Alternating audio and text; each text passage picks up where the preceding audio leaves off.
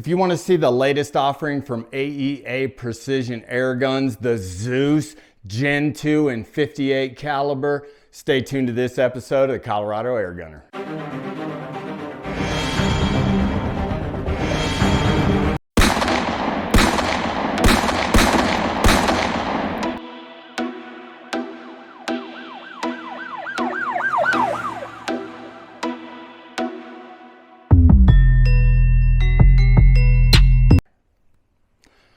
All right, so here we are. We've got the brand new Gen 2 58 caliber Zeus on the table. We've got it sitting right here next to the 72 cal, and I want to show you guys this gun. It is pretty amazing.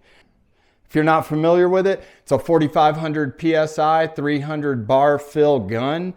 You get at least 3 good shots out of this thing, and it's the little brother to the 72. Now, the 72 is all the rage. It is the most powerful production big bore air gun on the planet today. You can't beat this thing. It's doing over 1,500 foot-pounds.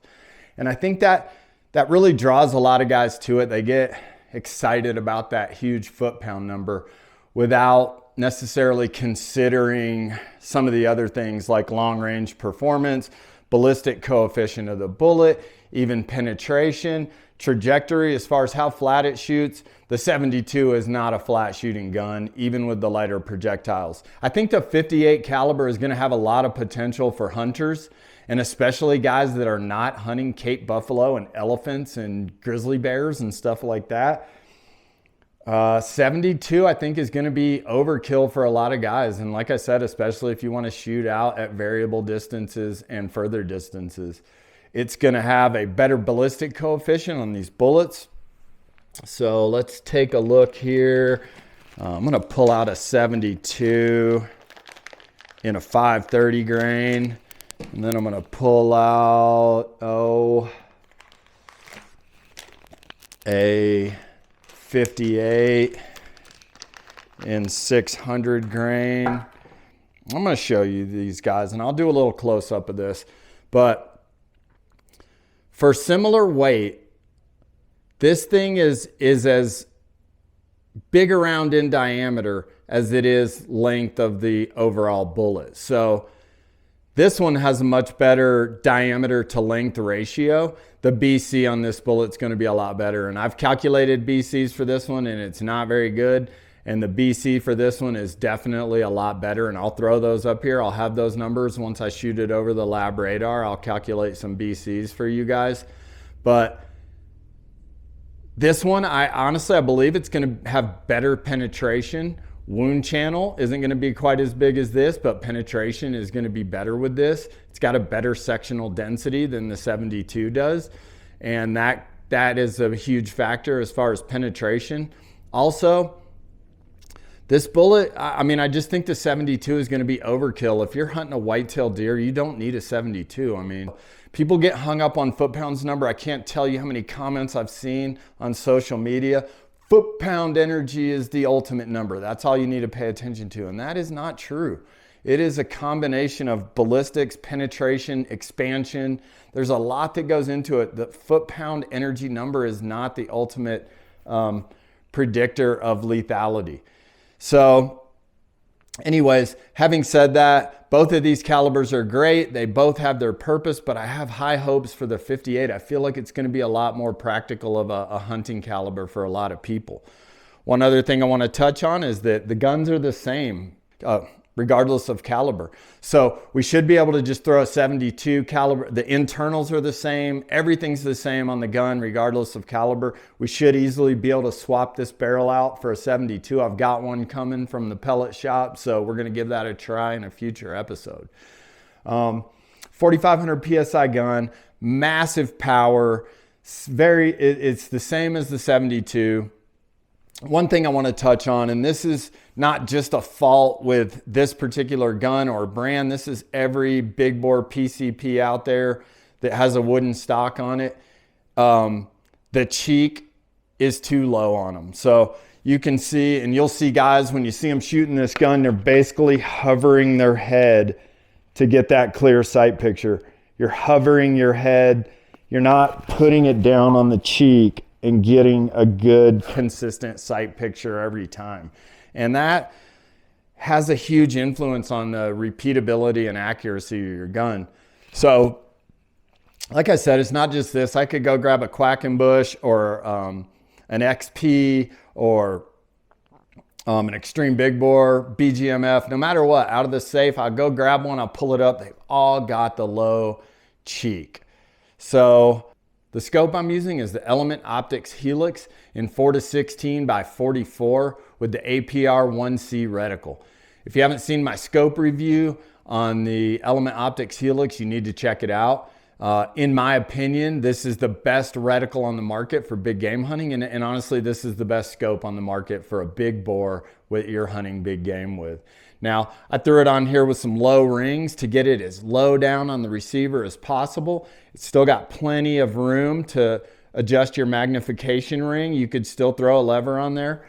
And I've got an add-on cheek riser. Now this does have a strap, but because of the shape, the curve of the under part of that stock right there on the butt stock, the strap doesn't hold it. So I'll probably just put this on there temporarily.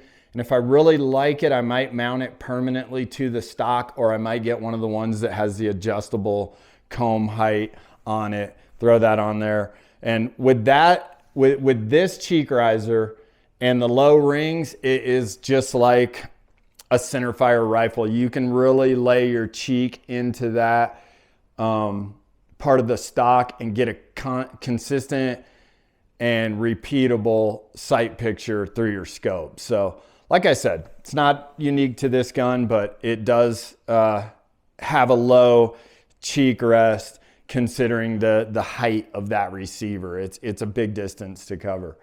One other minor thing is the tolerance here. Because the air reservoir is so much bigger on the Gen 2, there's not a lot of room there. If you see on this one, I've got the Black Arts Design barrel band, which is great. It not only snugs everything up and keeps it in place during travel and hiking through the woods and all that stuff, but it allows you to really dial in your barrel to hit the same spot at 50, 80, 100, 120. Sometimes with these guns that have the traditional barrel over the air cylinder, you might be dead on at any given distance, but at a shorter or longer distance, you'll be a little right or a little left. And that's because that barrel isn't perfectly lined up for repeatability at various distances. And this really lets you tune that in. I've had to do that on my XP. I've had to do that on my Extreme Big Bore. I've had to do it on my Quackenbush, my BGMF. All of those need to be dialed in if you're shooting at variable distances. And the Black Arts Design barrel band lets you do that. I spoke with David at Black Arts Design, and he's working on one for this, but because that tolerance is so skinny, he's having, some design challenges to get that done, but I have no doubt that he will get one done and get a beautiful product made for this gun as well. One other thing I want to touch on is the barrel is threaded for a suppressor. Now, what we've got going on here, let me just pop this off for you guys. This is my Great Commie in 72 caliber, and I can just switch this back and forth between guns, no problem. So let me just get this guy off.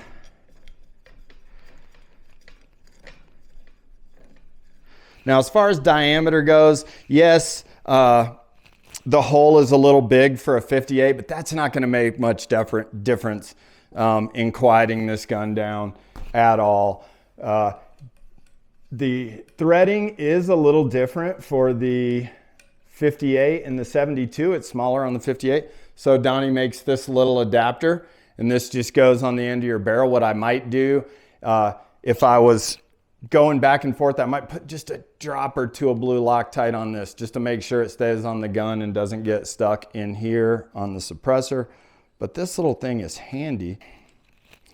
So this little thing's very handy. Like I said, you can put it on the suppressor end, or you can put it on the barrel end. You just pop off the thread cover on that, and you'll have no issues whether you have both guns or you want to be doing some barrel swapping between the 58, changing it from 58 to 72, you can do that.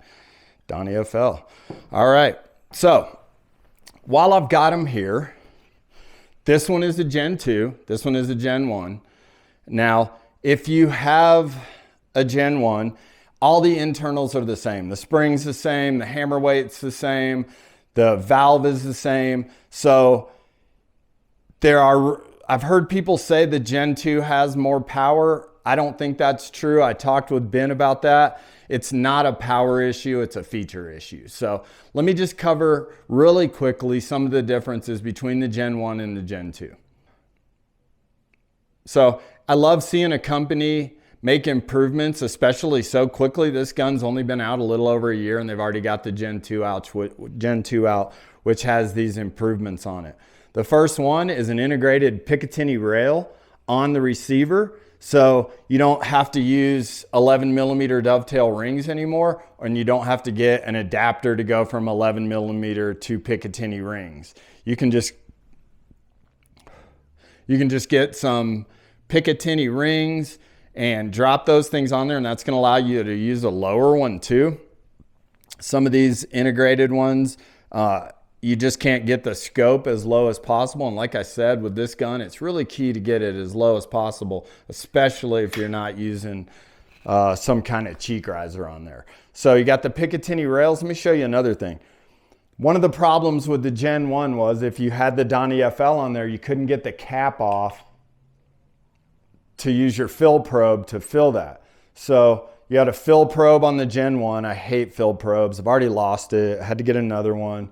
And also the gauge is on the end of the Gen 1. So, you know, you're sticking your face kind of around the muzzle to check your pressure. You're working around the muzzle to fill it.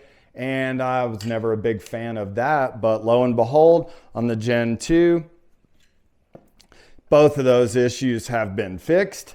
And now you got a male Foster fitting right here that you can just pop your female Foster fitting on and fill it. While you're filling it, you've got the gauge right here on the side of the gun, so you're not worried about working around the muzzle of the gun. You got the gauge, you got the Foster male fitting. It does make the shape of the stock a little different, but that's great. And those improvements are huge. It does have the bigger air cylinder on it. The diameter is about 40–50% bigger than it is on that, which allows it to be shortened. And now there's no more compatibility issues with the Donnie FL Great Kami on there. You can just leave it on and you don't have to take it off to get your cap off and use your fill probe and all that. So that's the basic rundown on the feature improvements of the Gen 2 over the Gen 1. You're not going to get more power in the Gen 2, but you do get some of those nice little conveniences that just make the functionality of the weapon much nicer.